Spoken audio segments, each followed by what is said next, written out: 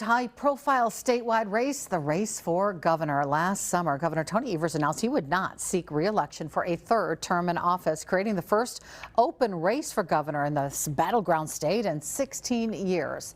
There are 4 Democrats in the running, 2 Republicans. The vote today narrows it down to 1 for each party in the November election. Democrat Francesca Hong led the Democratic group in July polling, and our chief political reporter Jason Zimmerman joining us live from Hong's watch party in Madison tonight. Jason. Hong with 38% support against.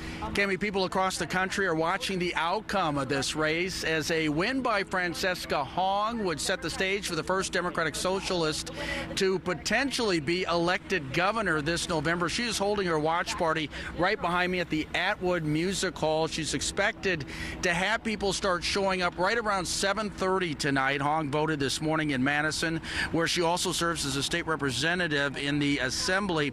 Afterwards, she took questions from reporters and campaigned across the city for last-minute votes. In polling, she's been the front runner since the very beginning, but concerns have been raised, even among Democrats, over whether her DSA platform could be successful in a general election. That's led her to pivot on a few issues already. We are a grassroots, people-powered campaign. Our campaign is focused on listening to voters all across the state. We will continue to meet voters in every corner of our state and make sure that we're having conversations with folks who didn't vote for us, folks who have questions. And a sizable win tonight by Hong, if that were to happen, could also open the door for more DSA candidates to run down the line, shifting the Democratic Party even more farther to the left. Reporting live in Madison, Jason Zimmerman, Action 2 News. Jason, thank you. Let's go to Drew Best. He's down in Milwaukee covering the David Crowley campaign watch party tonight. Drew?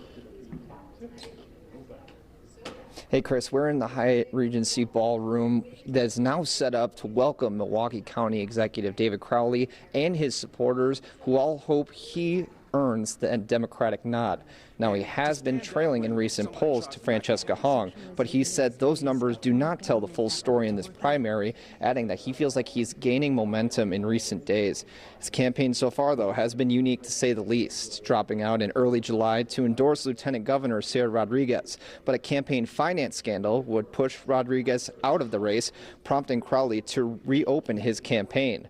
Shortly after, Crowley would receive the endorsement of current Governor Tony Evers, who's joined him on the campaign trail during this final stretch leading into today's election. Crowley's been labeled by some as the establishment candidate, which he's pushed back on, saying he's running for the people. Now, visitors are expected to join him in the ballroom later at 8 o'clock. They're all anxiously expected to be awaiting the final results. We'll be bringing you more updates later tonight, both on air and online. For now, reporting live in Milwaukee, Drew Best, Action 2 News.